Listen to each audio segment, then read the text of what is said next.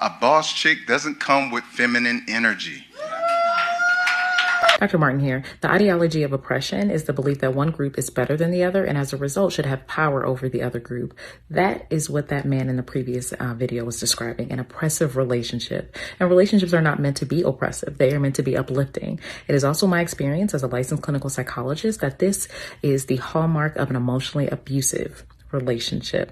Individuals should not feel as though for them to be able to speak, for them to be able to have a voice, that they need to silence someone else. She states what this man said is the hallmark of an emotionally abusive relationship by saying he doesn't want a boss chick. My question to all of you is this.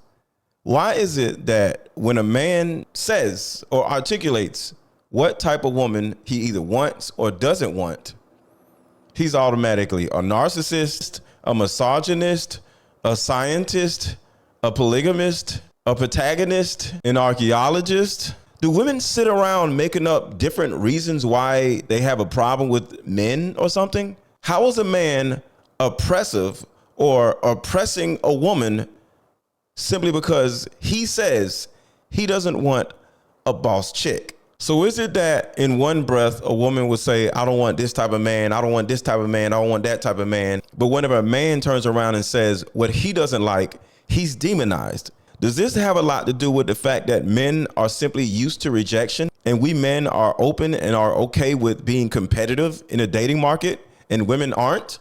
And at the same time, women don't necessarily want men to have standards?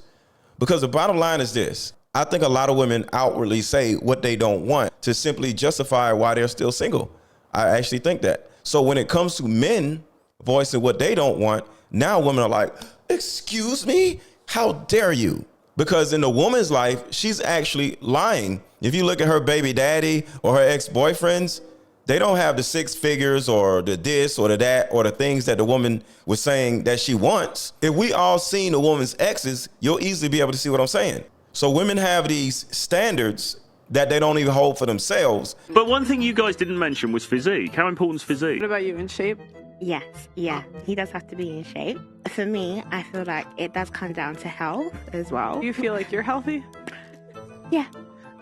Might not look it, but I am. Would you be okay with a guy that was bigger than you?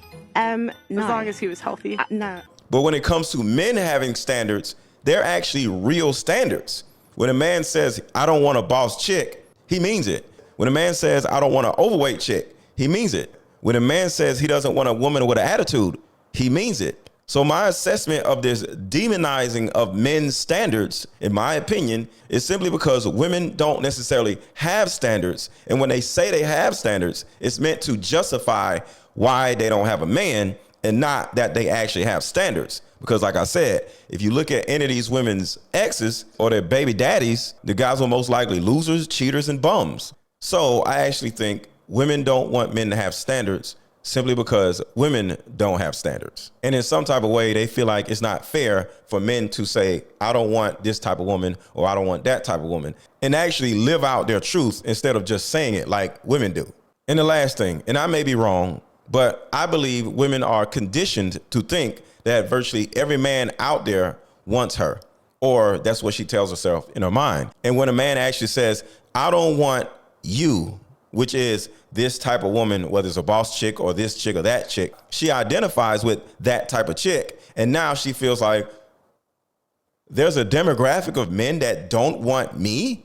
And instead of being competitive and changing the thing that makes her unattractive, she gets mad that men don't want, i.e. boss chicks, lazy women, women who don't go to the gym, overweight women, chicks that are overtly masculine and brag about being independent.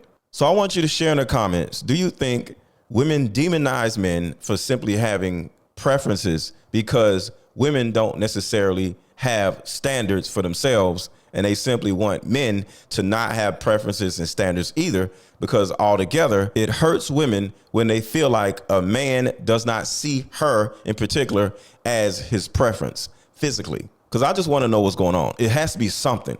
Why do women demonize men for having preferences, but women can have their preferences without being called misogynistic, narcissistic, or oppressors? Let me know what y'all think in the comments.